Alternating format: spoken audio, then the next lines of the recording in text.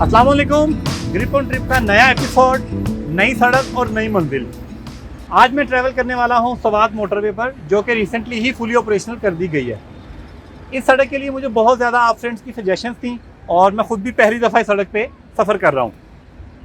आज हम चल के देखेंगे इस सड़क पे कौन कौन सी इंटरचेंजेस बनी है, टनल्स कितनी है और किन किन शहरों का इसका फ़ायदा हो रहा है। इससे पहले जब आप सवात जाते थे तो रशाकई इंटरचेंज से आपको मुड़ना होता था, जिसमें मर्दान, शेरगढ़ और बटखेला जैसे शहर आते थे और बहुत ज़्यादा ट्रैफिक आपको फेस करना पड़ती थी। इस सड़क के बनने से ये सारे शहर बाईपास हो गए हैं। इसके अलावा इस्लामाबाद से सवात का जो 6 घंटे का रास्ता था वो सिमट कर अब 3 घंटे का रह गया और ये बहुत बड़ा इंकलाब है। सवात मिंगोरा कलाम की जो टूरिज़म इंडस्ट्री है, ये सड़क उसके लिए भी बहुत ज़्यादा फ़ायदेमंद साबित होने वाली है और बहुत मज़ा आने वाला है, तो मेरे साथ रहिएगा। सवात एक्सप्रेस वे पर जाने के लिए आप सफ़र करेंगे इस्लामाबाद पेशावर मोटरवे यानी M1 पर। ये एक्सप्रेस वे कर्नल शेर खान इंटरचेंज से स्टार्ट होती है और चकदरा तक जाती है। इस सड़क के बनने से मर्दान, तख्त भाई और बटखेला जैसे शहर बाईपास हो जाते हैं, जिससे वक्त की बहुत ज़्यादा बचत होती है। इस एक्सप्रेस वे पर कुल 6 एग्जिट्स हैं, जिसकी कुल लंबाई 81 किलोमीटर बनती है, जबकि इस पर सफ़र करने का टोल टैक्स 160 रुपये अदा करना होता है। और इस एक्सप्रेस वे के बनने से इस्लामाबाद से मिंगोरा जाने के लिए आपका 3 घंटे का वक्त बचता है।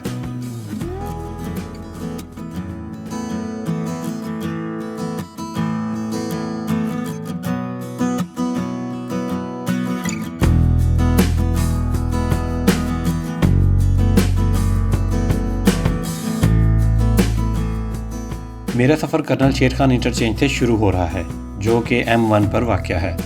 ये सड़क क्योंकि अभी नई बनी है, इसलिए ड्राइविंग का अपना ही निज़ाम फील हो रहा है।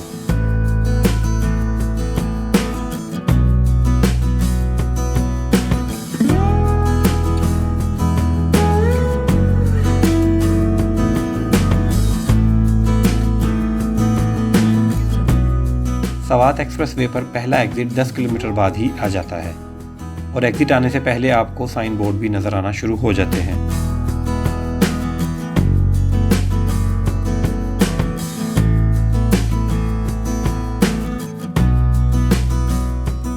ये पहला एग्ज़िट दोबिया मर्दान जाने के लिए है।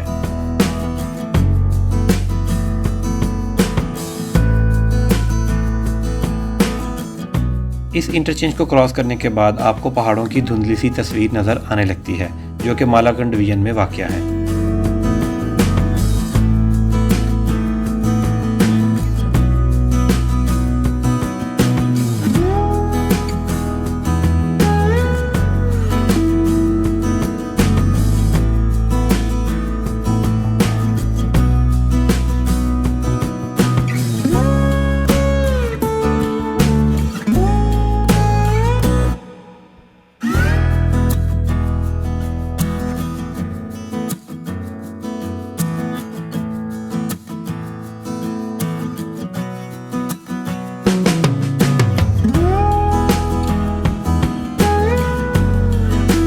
दूसरी इंटरचेंज के आने तक सड़क बल खाती हुई खेतों में से गुजरती है और इर्द गिर्द का माहौल मज़ीद खुशगवार बना देता है।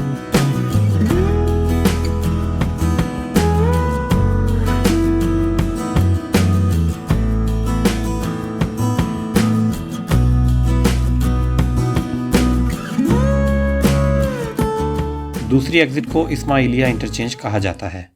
ये सवात एक्सप्रेस वे की अहम इंटरचेंज है, जो सवाबी और मर्दान जाने वाले यूज़ करते हैं।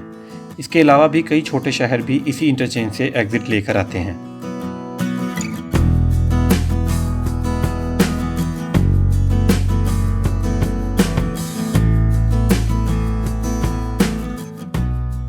इस्माइलिया इंटरचेंज के बाद एक वैली सी बन जाती है। इर्द गिर्द के खेतों के पीछे पहाड़ आ जाते हैं और मंजर ज़्यादा खूबसूरत लगने लगता है।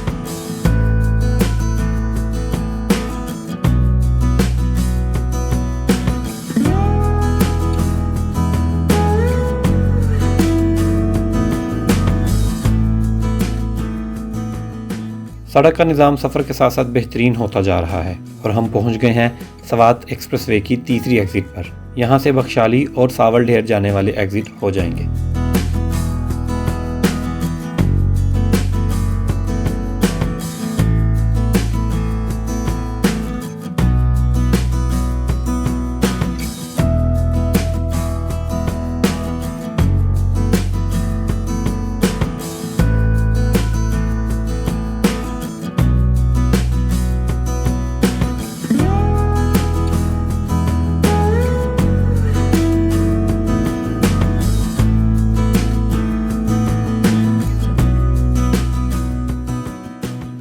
बख्शाली इंटरचेंज के कुछ देर बाद आपको सर्विस एरिया के बोर्ड भी नज़र आने लगते हैं। सर्विस एरिया में ट्रक शॉप, मस्जिद, वॉशरूम और टायर शॉप की सहूलत मौजूद है, लेकिन अभी तक यहाँ पे कोई पेट्रोल पंप नहीं बना।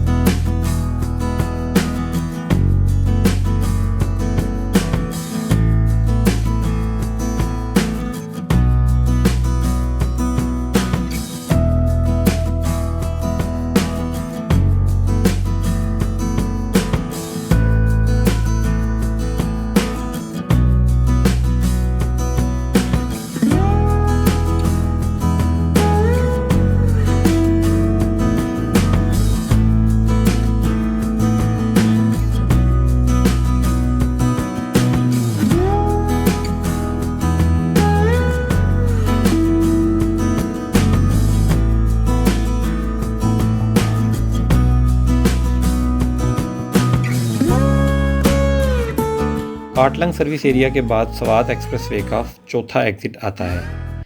इस एग्ज़िट को इस्तेमाल करते हुए आप काटलंग और बाबूज़ई जा सकते हैं। इसको बाबूज़ई इंटरचेंज कहा जाता है।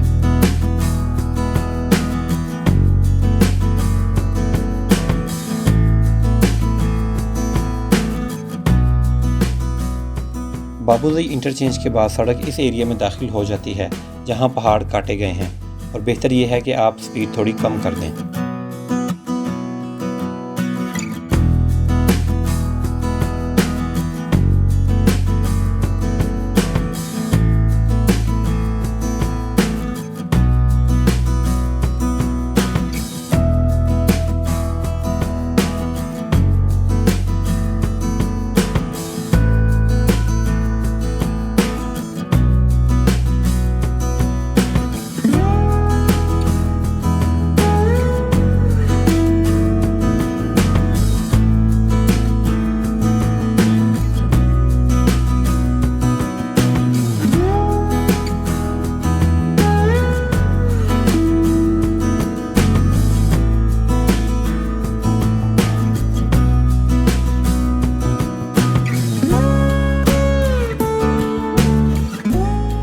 सवात मोटरवे की 5वीं एग्ज़िट पलई इंटरचेंज है, जो दरगई और बुनेर जाने वाले इस्तेमाल करते हैं।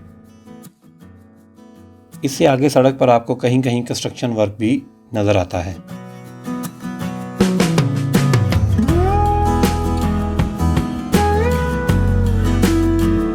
पलई इंटरचेंज के बाद सवात एक्सप्रेसवे का वो हिस्सा आता है जो हाल ही में ओपन किया गया है। पहले आपको यहाँ से पुराने रूट पर जाना पड़ता था, मगर अब टनल्स खोल दी गई हैं और सड़क सीधी चकदरा तक जाती है।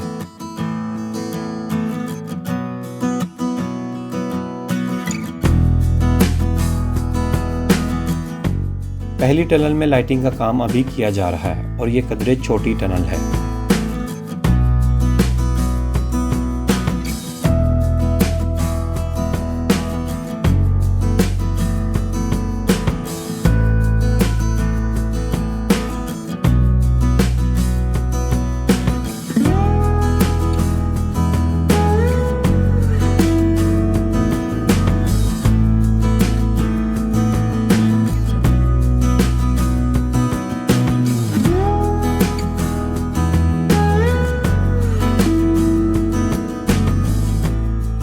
दूसरी टनल पर भी अभी कंस्ट्रक्शन वर्क जारी है और अभी सिर्फ एक टनल को दो तरफा ट्रैफिक के लिए खोला गया है।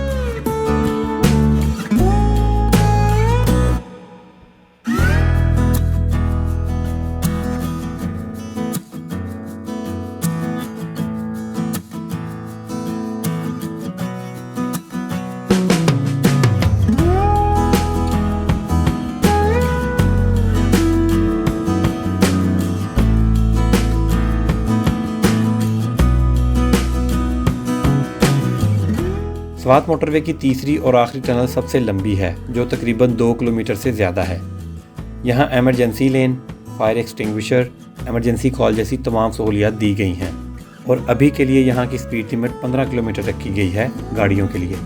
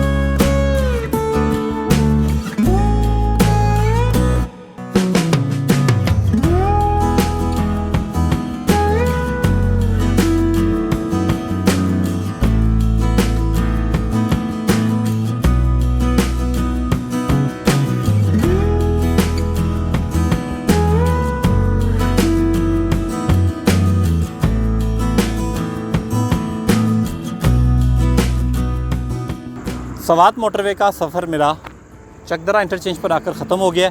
यहाँ से मैं आगे जाके राइट हो जाऊँगा, दरिया के साथ साथ तकरीबन आधे घंटे में मैं गोला पहुँच जाऊँगा।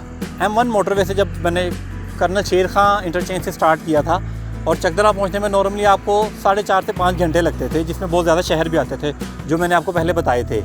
अब ये सफ़र सीमेंट के तकरीबन 1.25 घंटे का रह गया है और नहायत खूबसूरत और बेहतरीन किस्म की सड़क बनी है। और रास्ते में एक सर्विस एरिया भी आया था, लेकिन अभी पेट्रोल पंप की सहूलत नहीं है और सर्विस एरिया ऑपरेशनल हो चुका है, जहाँ पे मस्जिद, वॉशरूम और आपको टक शॉप और खाने की सहूलियत दी गई है।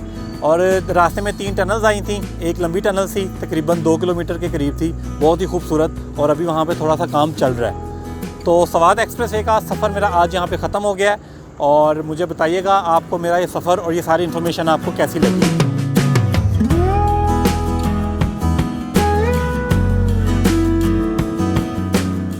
ग्रिप ऑन ट्रिप का सफ़र दाखिल हो चुका है वादी सवात में और अब मैं आपको टर्की सीरीज़ के साथ साथ दिखाने वाला हूँ पाकिस्तानी स्विट्ज़रलैंड और बताने वाला हूँ कि महूडंड झील पर अक्टूबर के महीने में सर्दी का क्या निज़ाम होता है, और लेकर चलूँगा आपको वयून टॉप पर और दिखाऊँगा आपको मालम जब्बा की रौनकें। तो तैयार हो जाएं ग्रिप ऑन ट्रिप की brand new series Swat the paradise के लिए।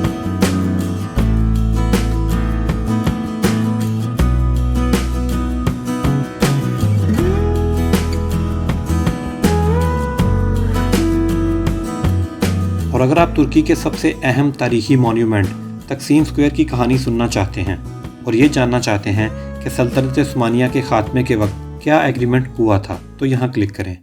और अगर आप ये जानना चाहते हैं कि हज़रत अबू अयूब अंसारी रज़ी अल्लाह ताला अन्हो का मज़ार इस्तांबुल में क्यों है, तो यहाँ क्लिक करें। ग्रिप ऑन ट्रिप में मेरा ये सफ़र जारी है, मेरे साथ रहें और मेरा चैनल सब्सक्राइब करें।